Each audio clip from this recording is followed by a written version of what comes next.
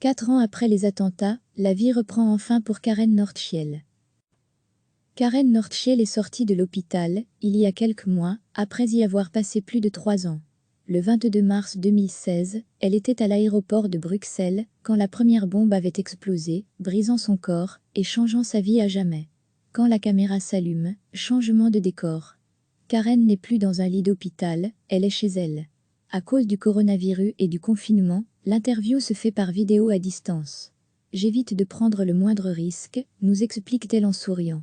J'ai déjà assez souffert ces dernières années. Chaque 22 mars, c'est devenu une sorte de rituel. Au moment des commémorations des attentats, nous lui demandons un entretien pour prendre de ses nouvelles. Karen Nordtchiel est la victime qui est restée le plus longtemps hospitalisée. Elle a passé 3 ans et demi à l'hôpital. Grièvement blessée à l'aéroport, les médecins lui donnaient peu de chances de survivre. Aujourd'hui, elle va mieux. Depuis 5 mois environ, je suis sortie du centre de revalidation. J'essaye de refaire ma vie. J'essaye d'être un peu plus autonome. J'arrive à marcher de courtes distances avec mes béquilles. C'est un point positif.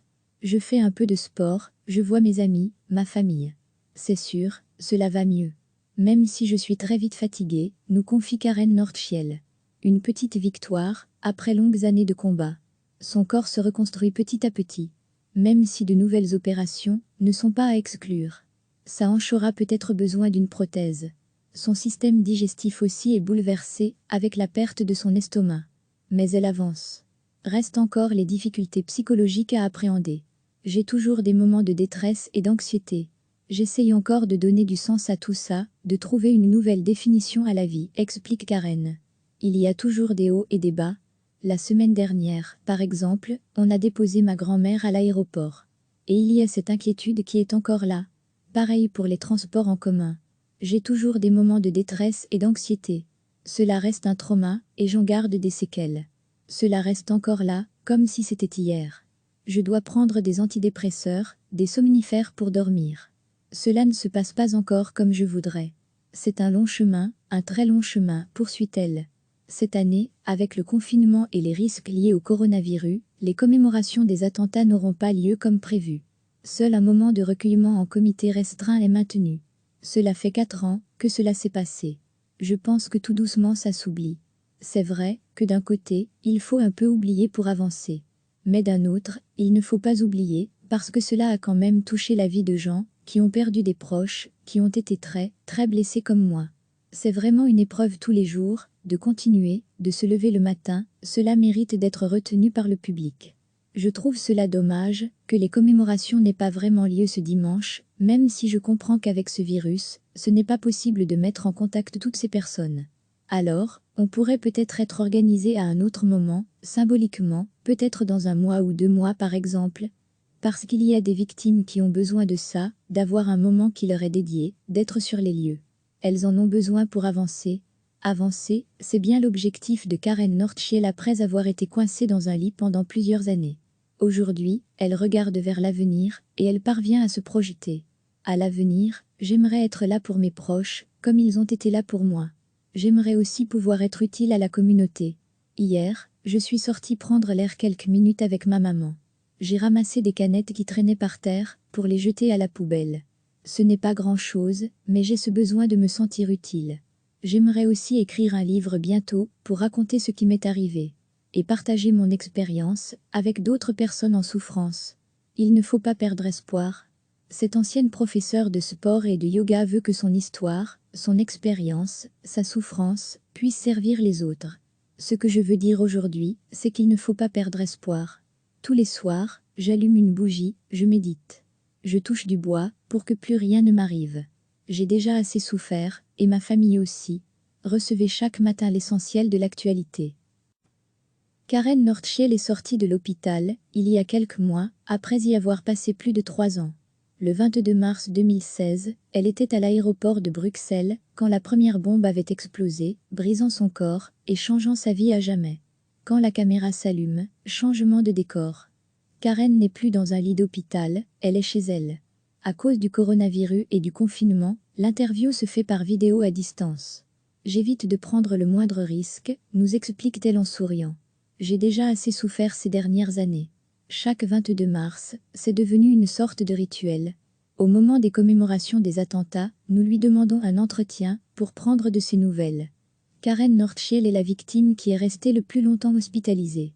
Elle a passé 3 ans et demi à l'hôpital. Grièvement blessée à l'aéroport, les médecins lui donnaient peu de chances de survivre. Aujourd'hui, elle va mieux. Depuis 5 mois environ, je suis sortie du centre de revalidation. J'essaye de refaire ma vie. J'essaye d'être un peu plus autonome.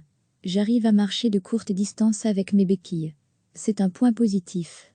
Je fais un peu de sport, je vois mes amis, ma famille. C'est sûr, cela va mieux. Même si je suis très vite fatiguée, nous confie Karen Nordschel. Une petite victoire, après longues années de combat. Son corps se reconstruit petit à petit. Même si de nouvelles opérations ne sont pas à exclure. Sa hanche aura peut-être besoin d'une prothèse.